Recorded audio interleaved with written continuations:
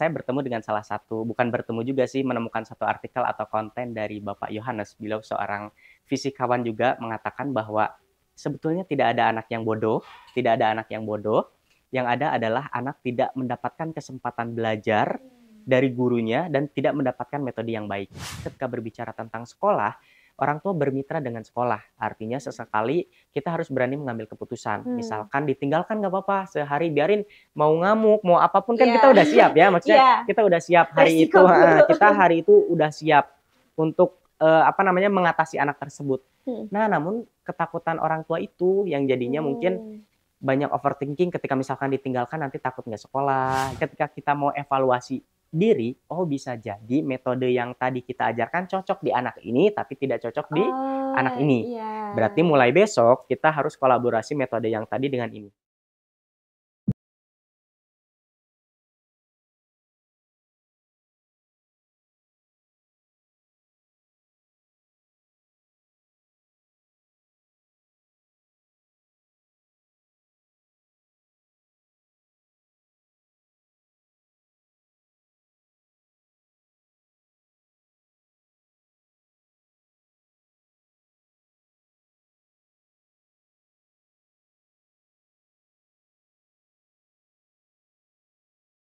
Assalamualaikum warahmatullahi wabarakatuh. Sampurasun wargi Jabar. Bertemu lagi di acara ID Talk Anak bersama aku Andini Oktaviani. Tentu saja mungkin teman-teman pertama kali melihat wajah aku pada program ini karena ini juga pertama kalinya aku bertemu dengan guru TK yang laki-laki, itu sangat jarang banget terjadi. Mas Farhan, betul? Betul. Biasanya aku ngelihat Mas Farhan di YouTube-nya aja, sekarang kesempatan yang berharga bisa ngobrol dan interaksi langsung sama Mas Farhan. Apa kabar Mas Farhan di tengah cuaca Bandung yang siang-siangnya panas, malamnya bisa sedingin itu? Alhamdulillah, cuman sebetulnya sedikit keserang. Suara agak gendeng sama flu sedikit sih ya, tapi karena kalau didiemin kan takut tambah parah jadi diaktif. Tapi masih kondusif? Insya Allah kondusif, aman dong. Oke teman-teman, hari ini kita bakal bahas tentang, tentu saja tentang dunia anak. Terkait dengan apakah benar nih ada pernyataan bahwa tidak ada anak yang terlahir bodoh. Soalnya kalau aku pribadi, pelajaran matematika khususnya, terkadang membuat aku merasa sangat bodoh gitu sebagai seorang anak. Nah kalau dari Mas Farhan sendiri gitu, mengenai tentang hal-hal seperti ini, boleh nggak sih kayak kita ngobrolin tentang hal-hal kayak gini? Kan sebetulnya kalau misalnya berbicara tentang bodoh, itu sesuatu yang abstrak. Mungkin orang bisa mengartikan bodoh tidak bisa matematika. Orang mengartikan bodoh tidak bisa bahasa Inggris. Itu kan menjadi sesuatu yang sulit didefinisikan. Kalau dari Mas Farhan sendiri terkait pernyataan ini. Ya, tadi agak setuju juga dengan pernyataan Kak Okta mengatakan bahwa kalau saya tidak bisa matematika, apakah termasuk anak yang bodoh? Dan saya pun termasuk orang yang nggak bisa sebetulnya matematika. Tapi ketika berbicara tentang, saya bertemu dengan salah satu, bukan bertemu juga sih, menemukan satu artikel atau konten dari Bapak Yohanes. Beliau seorang fisikawan juga mengatakan bahwa sebetulnya tidak ada anak yang bodoh, tidak ada anak yang bodoh. Yang ada adalah anak tidak mendapatkan kesempatan belajar dari gurunya dan tidak mendapatkan metode yang baik. Artinya mungkin saya menyimpulkan hari ini ketika saya tidak bisa belajar matematika, mungkin saya itu dulu tidak mendapatkan metode yang baik dari guru dan tidak diberikan kesempatan secara khusus. Artinya kan kadang kita pernah pengalaman mungkin ya ketika sekolah dasar, SMP, SMA, ketika yang belajar matematika tuh yang bisa yang itu aja, orang itu aja. Betul, ada ya ahlinya, mungkin. Nah, apakah misalkan guru tersebut karena ini udah bisa jadi enak ngajarnya gitu, atau misalkan yang tidak bisa jadi abaikan mungkin. Nah, ketika berbicara tentang tadi anak bodoh khususnya, mungkin kita ruang lingkupnya adalah pendidikan anak usia dini mungkin ya. Nah, kalau dari saya pribadi, setuju nggak sih ada misalkan pernyataan bahwa ada anak yang bodoh? Kalau saya pribadi mengucapkan tidak setuju. Untuk pernyataan tidak ada anak yang bodoh. Nah, itu setuju. Alasannya adalah dulu ketika masa perkuliahan saya belajar tentang teori dari Howard Gardner yang mengatakan bahwa setiap anak tuh punya multiple intelligence. Artinya kecerdasan secara majemuk. Banyak kecerdasan yang bisa kita lihat dari anak. Kenapa begitu? Maksudnya sangat disayangkan ya ketika misalkan, khususnya saya misalkan guru taman kanak-kanak, orang tuanya mengatakan ketika tidak bisa calistung, anak bodoh. Betul. Dan yang menjadi sasaran bulan-bulanan bukan hanya anaknya, tapi bahkan gurunya bisa disebut bodoh yang jadi guru gitu. Jadi pressure Kenapa ya. kenapa anak saya nggak bisa? Kita kan juga bukan minder kayak overthinking ya. Iya, pasti. Ini kalau kita nggak bisa ngajarin anak, apakah kita juga nggak bisa Iya, gitu. betul. Nah, kadang di benak pikiran ada seperti itu, tapi ketika misalkan saya banyak belajar juga, banyak misalkan bertemu dengan orang-orang yang berpengalaman di bidang pendidikan anak usia dini, bahwa tadi ketika misalkan bukankah anak rajin sekolah termasuk anak yang misalkan rajin dalam menuntut ilmu, bukankah anak yang misalkan setiap hari datang bisa bersosialisasi dengan temannya termasuk anak yang baik secara ilmu sosial, Iya. artinya mereka Dia tidak mudah perlu beradaptasi ditunggu. ya. Nah, berbaur artinya ketika misalkan guru itu memahami terhadap berbagai macam konsep pendidikan, khususnya tadi teori tentang multiple intelligence, kita enak ngajar gitu. Kadang kan ada guru juga yang ini teh anak teh kenapa gini gitu. Jadi si anak yang lain tuh tadi tidak diberikan kesempatan sehingga ya mungkin muncullah kata-kata apa anak bodoh gitu. Itu kalau selintas tentang tadi. Oke. Gitu. Nah, kalau Mas Faren sendiri kan pasti kita katakan berpengalaman karena bersinggungan langsung dengan anak-anak gitu. Apakah Mas Faren pernah gitu menghadapi situasi seperti itu? Misal ketika ada orang tua yang bertanya kayak, punten ya gitu, anak saya emang harus diajarkan dengan lebih sabar gitu. Mungkin belum bisa, kan arti belum bisa dengan bodoh itu kan sesuatu yang sangat berbeda gitu ya. Nah itu kalau Mas Faren menghadapi hal-hal yang terjadi di lapangan, mungkin kalau misalnya tadi Pak Yohanes bilang mungkin karena bisa kalau ngomong gitu ya terbilang mudah, tapi ketika Mas Faren dihadapkan dengan situasi seperti itu, apa yang Mas Faren lakukan? Ya, luar biasa. Apalagi anak usia dini. Anak yang kayak gini, ketika kita mau menjadi guru anak usia dini, bekalnya bukan hanya, walaupun kadang ada yang mengatakan, jadi guru TK mah atau jadi guru PAUD itu yang penting punya kasih sayang dan rasa sabar. Itu suatu pernyataan yang kita sebut betul, tapi juga kita harus mempunyai misalkan kemampuan-kemampuan lain. Kayak misalkan adalah ketika berbicara tentang anak usia dini, kita bisa tahu dan paham karakter anak. Karena kan gaya belajar anak tuh beda tuh. Ada yang visual, ada yang audio, ada yang kinestetik. Kadang orang-orang mengatakan kalau anak-anaknya yang aktif lari-larian, anak-anaknya yang nggak bisa diem, bisa termasuk anak yang tadi mungkin yang bodoh atau misalkan susah diatur. Padahal, nah ketika berbicara tentang tadi, guru PAUD tuh luar biasa loh. Jadi artinya ketika berbicara tentang tadi bahwa setiap anak tuh harus mempunyai kesempatan belajar. Ya artinya ketika misalkan kita belajar dengan anak yang kinestetik, sebisa mungkin kita mengikuti mereka gitu. Ya udah kita misalkan sambil lari-lari, sambil jalan-jalan, kita ikutin mereka. Karena jangankan anak, jadi kayak anak yang kinestetik, kita suruh belajar diem. Itu badan tuh nggak bisa gitu. Itu bakal lebih sulit ya bagi mereka. mereka. Yang terganggu adalah konsentrasinya.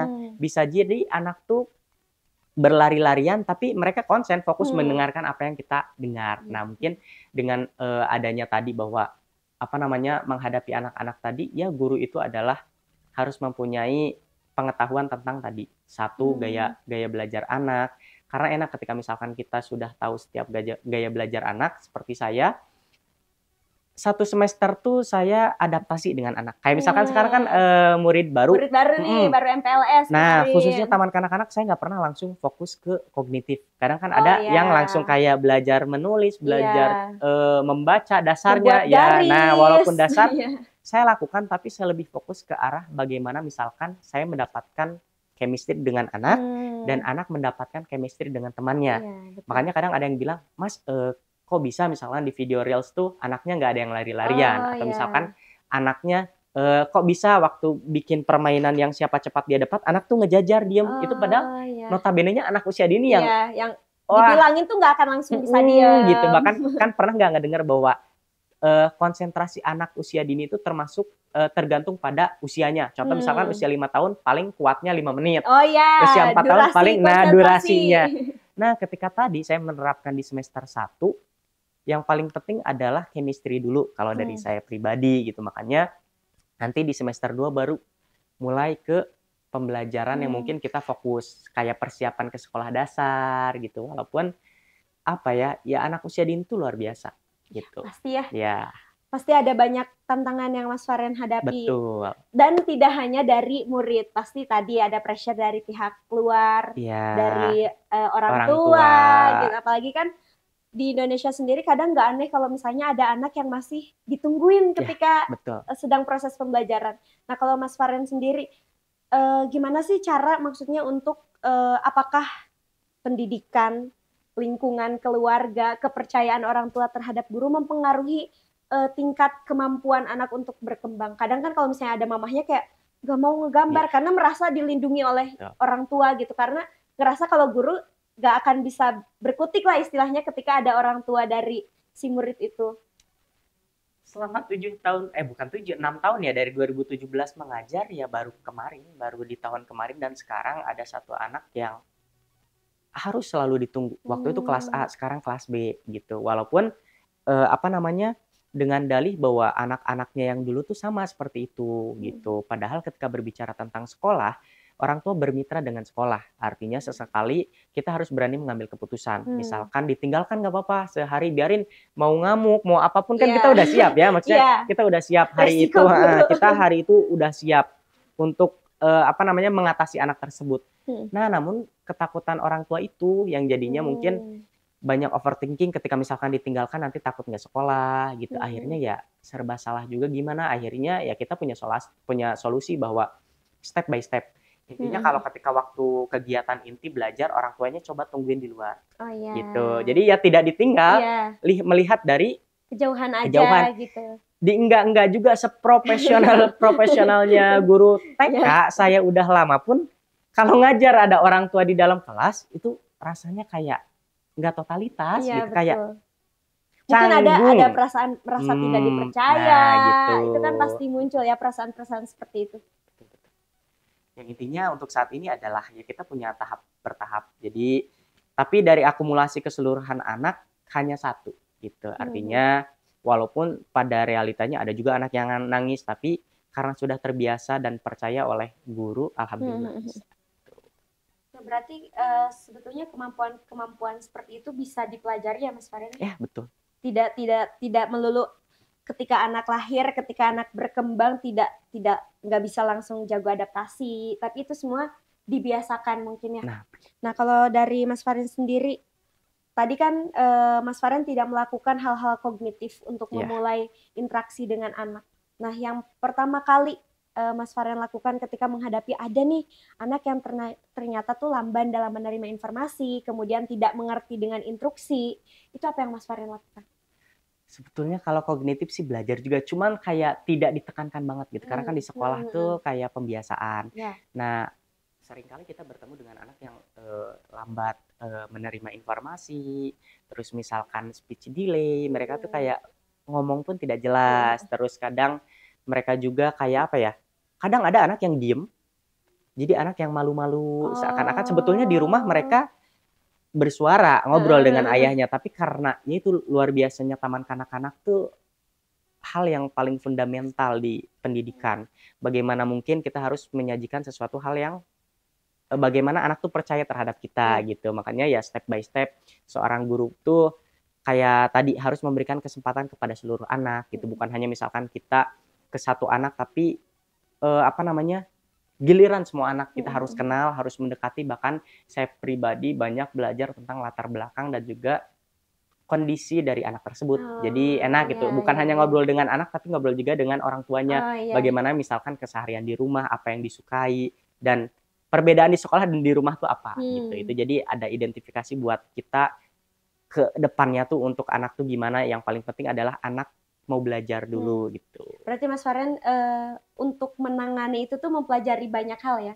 Selain dari anaknya langsung, dari pihak wali murid juga pasti ikut andil dalam hal tersebut gitu. Nah kalau misalnya dari terkait tadi pembahasan tentang lingkungan, kemudian bagaimana pendidikan keluarga terhadap anaknya, apa sih hal yang mempengaruhi kemampuan seorang anak gitu? Kalau di case-nya Mas Faren ya, Mas Faren pernah nggak sih menghadapi anak yang tadinya memang sulit menerima informasi, bahkan mungkin orang tuanya sampai kayak, Mas ini gimana ya caranya gitu, sampai pada akhirnya dia ada di titik bahwa dia mengerti instruksi, dia tahu dia harus apa, tanggung jawab dia sebagai murid itu seperti apa. Pernah nggak menghadapi case kayak gitu? Pernah, sering bahkan. Oh, gitu. Tapi yang paling unik tuh di semester kemarin. Apalagi tadi Hmm, membahas tentang kata bodoh ya. ya, Bahkan yang bikin hal saya terkejut mungkin karena ya orang tuanya pun apa namanya, kadang orang tua tuh punya rasa bukan kebingungan ya, kegelisahan terhadap ya. anaknya yang tidak sama dengan anak lain. Hmm, Artinya yang namanya hidup tetangga kan, iya pasti ada anak. Nah, gitu. obrolan-obrolan. Ada satu sisi mengatakan bahwa di pembagian rapat kemarin, Hmm, Pak, apakah anak saya kan belum bisa mungkin baca tulis ya hmm, secara lancar. Apakah anak saya termasuk anak yang bodoh? hmm, Saya pun agak kaget hmm, ya hmm, hmm. mendengar kata tersebut. Akhirnya ya peran kita sebagai guru adalah menjelaskan gitu. Artinya itu pun ada kegelisahan dari orang tua untuk kita memberikan jawaban nih, Hmm, hmm, minimal hmm, hmm. mereka kayak oh lega gitu. Iya. Di kemarin dan saya katakan bahwa ibu, anak ibu, setiap anak itu berbeda. Setiap anak punya tahapannya masing-masing. Hmm, Setiap anak itu unik.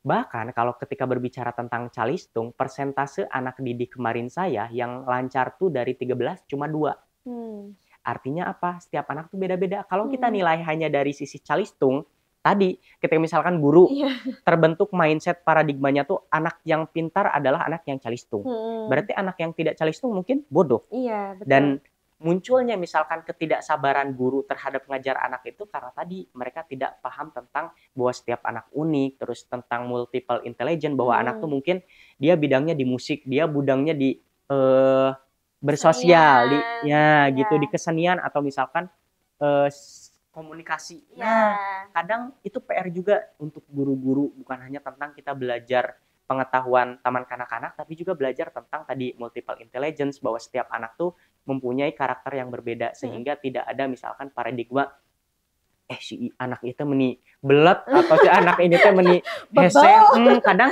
jujur saya pribadi dulu pernah ada di fase bahwa kayak gini, "Ai ini teh anak teh kunaon?"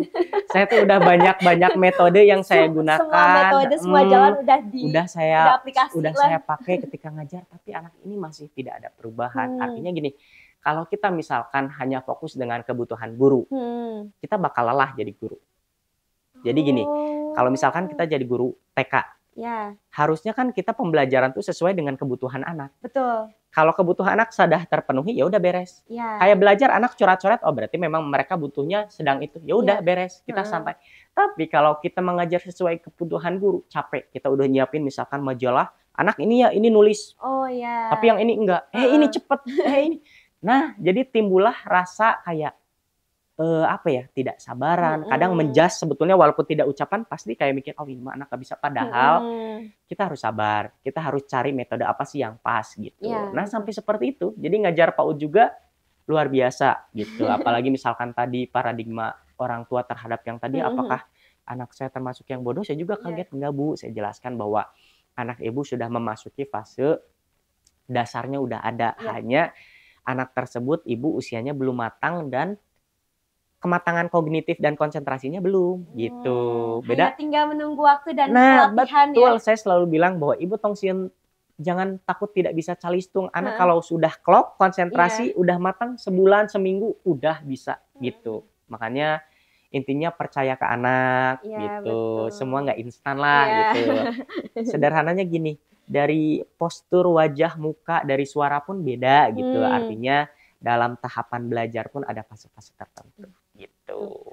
Berarti semua anak memang sebetulnya memiliki potensi, Betul, memiliki kemampuan, tapi memang waktu, kemudian stimulus, Nah, lingkungan, betul. itu kan sangat berpengaruh. Nah, kalau misalnya dari Mas Faren sendiri, POV dari seorang guru terhadap orang tua, apa sih metode yang bisa dilaksanakan oleh orang tua ketika di rumah dan sehingga di sekolah terbantu kegiatannya gitu? Ya, seperti mungkin berkaitan dengan ID Talk yang dulu ya mengatakan bahwa bagaimana sih cara kita membangun supaya pendidikan sempurna Ya. gitu. Saya kemarin membahas bahwa ada 3 elemen penting, 1 keluarga, 2 masyarakat, 3 sekolah. Sekolah merupakan waktu yang paling singkat dari 2 elemen tersebut. Makanya tadi ketika berbicara bagaimana sih supaya sinkron mungkin ya, supaya sama-sama enak.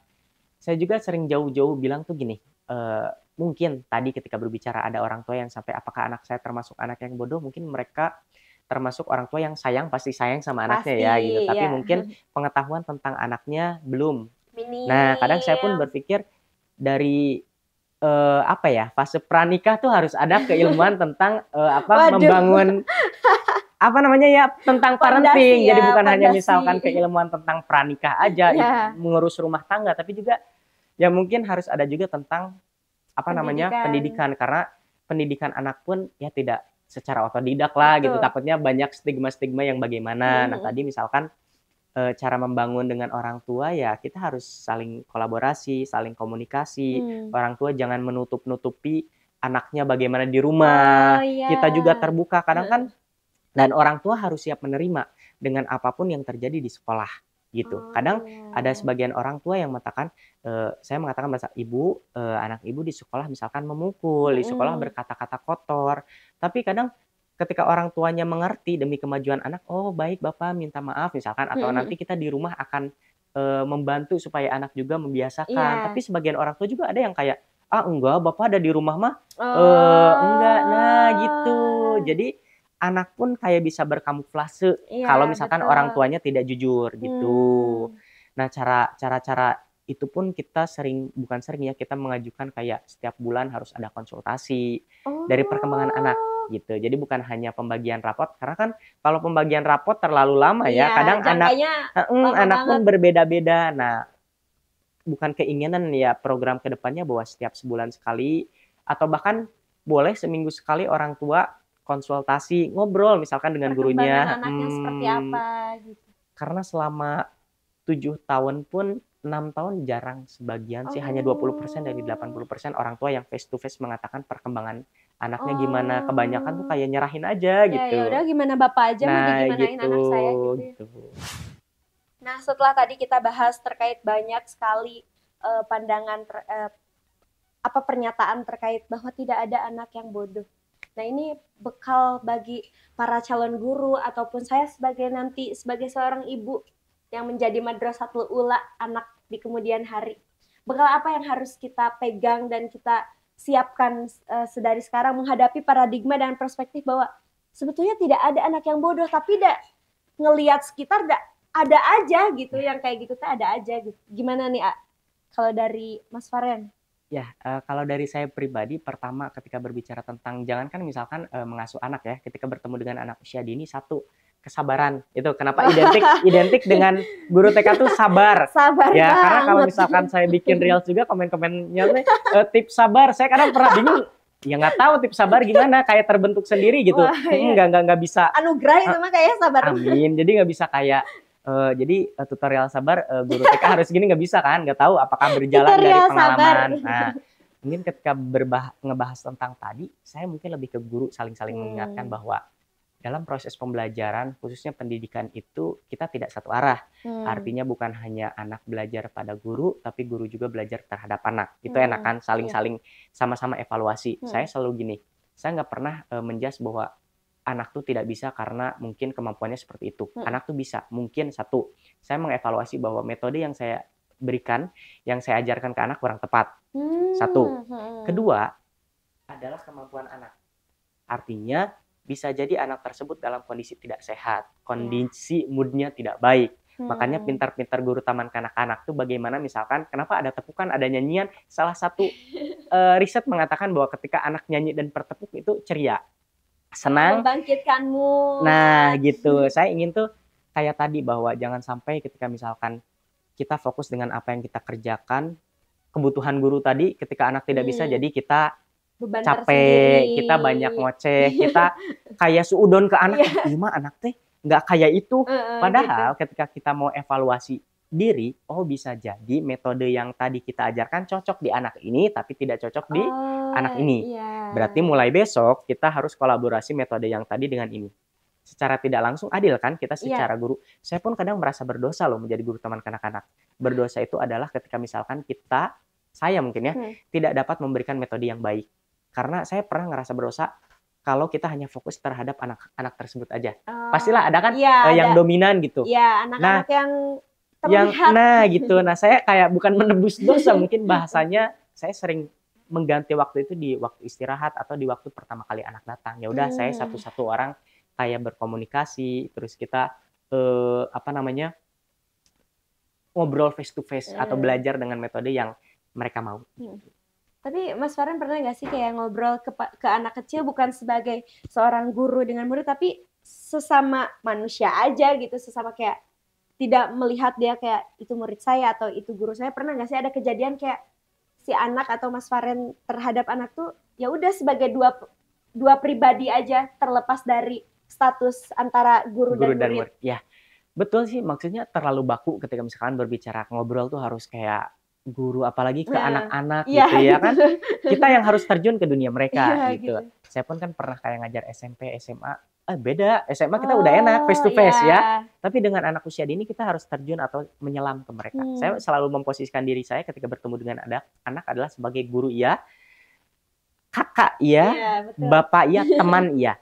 Artinya apa? Ketika anak-anak sudah enak, intinya ketika anak sudah percaya bahwa saya percaya terhadap paparen dan saya misalkan nyaman dengan paparen, saya siap belajar. Saya siap, jangankan masalah belajar, anak-anak tuh kadang random, datang-datang tiba-tiba, nih ibu-ibu yang di rumah hati-hati loh, anak-anaknya suka cerita apapun yang dilakukan oleh ibunya ke gurunya kalau udah nyaman. Jadi kejadian di rumah diceritakan kepada gurunya. Jadi ya, jangan merasa nanti tidak merasa aman. Saya pernah loh satu kondisi tiba-tiba anak tuh apa ya datang-datang, ini pengalaman mungkin ada anak yang mungkin maksudnya orang tuanya sudah tidak ada atau misalkan broken home, tapi karena ada yang baru mungkin ya, papa baru, jadi tiba-tiba datang sama saya tuh waktu diem di kelas sih, sebetulnya bukan diem, melihat anak lagi main pas datang. Paparen, aku kemarin dijajanin loh sama om. Saya tuh bingung ya, om siapa gitu. Jadi si anak tuh kalau udah nyaman dengan gurunya, udah merasa, saya percaya dengan guru TK, apapun yang mereka pikirkan, mereka obrolkan dengan guru. Bahkan tanpa harus ditanya. Betul. Jadi enaknya guru PAUD tuh kadang bertemu dengan ucapan-ucapan random, tingkah laku random, makanya luar biasa. Gitu. Hati-hati ibu bapak di rumahnya di-spill anaknya ke gurunya. Jadi suka curhat. Kemarin mama nih galak nyarekan aku, bener. Dan itu relate gitu. Kadang-kadang pas bagi rapot kan saya suka tanya gini ke ibunya, ibu atau mama, kenapa anak ini mah kalau pagi-pagi tuh moodnya jelek terus. Jadi beda. Jadi ketika udah ngobrol circle time nya udah nyanyi-nyanyi, oh ini mah anak asik. Tapi setiap pagi datang-datang cemberut. Kayak beda kan, makanya saya aneh. Pas di bagian rapot tuh ngobrol, iya Pak Faren waktu pagi itu kita perang dunia dulu. Perang tuh kan anak-anak mandi susah, kalau enggak mandi lama. Nonton jadi dulu. Si mood anak tuh wah, perang antara orang tua tuh tahu kan mungkin ya. Jadi sekolah tuh datang-datang cemberut. Ya kebayangkan tugas guru. Enggak Pak Faren, saya mah baik hati. Nah luar biasa tugas guru taman kanak-kanak selain mengajarkan pendidikan juga menstabilkan anak kan, betul kan? Betul. Luar biasa loh. Betul. Kebayang pertama kali. Semua orang bisa loh. Datang-datang anak cemberut, kita kan sudon, kita salah ya. Kenapa nih? Gitu. Jadi luar biasalah dunia anak PAUD gitu. Jadi semuanya jadi anak PAUD, jadi anak PAUD. Ayo kita jadi guru PAUD gitu, jadi guru taman kanak-kanak, seru, unik dan menyenangkan. Tuh buat teman-teman yang sekarang sedang menempuh pendidikan di PK PAUD, semangat memupuk rasa sabarnya. Karena itu sesuatu yang sangat sulit, bahkan bisa dibilang anugerah. Karena banyak orang yang kesabarannya bisa tipis tisu. Mungkin itu tidak cocok ya di dunia. Sebetulnya bisa dipelajari, tapi mungkin waktunya akan sangat lama kalau kesabarannya hanya sedikit. Oke, Faren, sekarang kita ke sesi terakhir nih. Ada nggak yang mau disampaikan dari Mas Faren terhadap ya siapapun, baik orang tua, baik teman-teman yang sekarang sedang menempuh pendidikan di PG PAUD atau sesama guru di dunia pendidikan anak-anak? Ya, boleh. Baik khususnya untuk teman-teman guru taman kanak-kanak, mahasiswa PG PAUD, juga mungkin pelajar-pelajar yang punya cita-cita jadi guru taman kanak-kanak gitu. Karena tidak sedikit juga kalau saya lihat komentar tuh, Pak Faren saya juga pengen nanti kalau udah lulus sekolah jadi guru TK gitu. Pesan yang pertama adalah apalagi tadi membahas tentang ada nggak sih sebetulnya anak tuh terlahir bodoh gitu. Nah, saya katakan bahwa teman-teman harus percaya orang tua di rumah, bunda-bunda, bahwa setiap anak tuh unik gitu. Setiap anak tidak ada yang terlahir bodoh, setiap anak lahir dengan fitrahnya masing-masing, dengan kemampuannya masing-masing, hanya tinggal kesabaran dan cara kita mencari di mana sih letak kelebihan anak kita gitu. Nah, untuk dari mencari kelebihan itu kan perlu kesabaran. Nah, kadang kita tidak sabar, kadang kita kepancing melihat anak lain lebih maju di bidang apa, sehingga kita menjustifikasi bahwa anak abdi mah kieu. Padahal bisa jadi anak ibu unggul dari anak lain di bidang yang berbeda. Nah, yang lain. Intinya bahwa terus percaya, seperti ibu waktu misalkan sekolah kan ibu tidak mau disebut bodoh gitu. Ketika belajar matematika ibu nggak bisa, yang bisa cuma 5 orang dari 20 anak, ibu kan nggak mau disebut bodoh. Pasti ibu beralasan, ada abdi mah jagona di IPA, saya jagonya di olahraga. Ya begitulah dengan anak ibu. Anak ibu tuh ingin dicari apa yang spesial dan lebih dari dirinya, bukan dijustifikasi ketika anak orang lain pintar di bidang itu, terus anak orang lain mah bisa, kamu nggak bisa. Anak tuh nanti malah motivasi belajar tidak ada, merasa bahwa tidak dihargai oleh orang tuanya, makanya itu jadi satu indikator atau indikasi bahwa anak malas dalam belajar, penurunan misalkan kepercayaan diri. Makanya peran orang tua, guru sama-sama kita memberikan suntikan motivasi, memberikan bahwa jadilah versi terbaik dari dirimu gitu. Artinya itu pesan dari saya, fokus bahwa setiap anak hebat, setiap anak itu unik, dan ketika ibu mau sabar, mau menyelami apa yang menjadi kelebihan dari anak, insya Allah suatu saat nanti anak menjadi orang yang hebat. Yang paling penting adalah mengangkat derajat keluarganya. Amin. Nah, jadi teman-teman mulai mengenali, bisa nggak cuma buat aku yang nggak punya anak, belum punya anak, kan bisa mengimplementasikan ini ke adik. Jadi kenali adik kita, kenali anak kita dengan sebaik-baik mungkin. Jangan sampai kita nggak tahu nih kelebihan dia di mana, sehingga terlewat sesuatu yang sebetulnya menjadi spesial pada diri anak. Oke Mas Faryan, terima kasih banyak atas obrolan berharganya. Dan ini akan menjadi sesuatu yang baru, ilmu baru, wawasan baru bagi saya. Dan buat teman-teman yang masih punya pertanyaan terkait dengan pernyataan tadi ataupun apapun tentang dunia anak, khususnya di PG PAUD, boleh tulis di kolom komentar. Juga jangan lupa buat di subscribe, like, dan tentu saja di share sebanyak-banyaknya biar ilmu ini sampai kepada bunda-bunda, kepada semua mahasiswa PGSD atau sesama guru PAUD. Oke, sekian mungkin obrolan kita kali ini. Sampai bertemu di episode selanjutnya. Wassalamualaikum warahmatullahi wabarakatuh.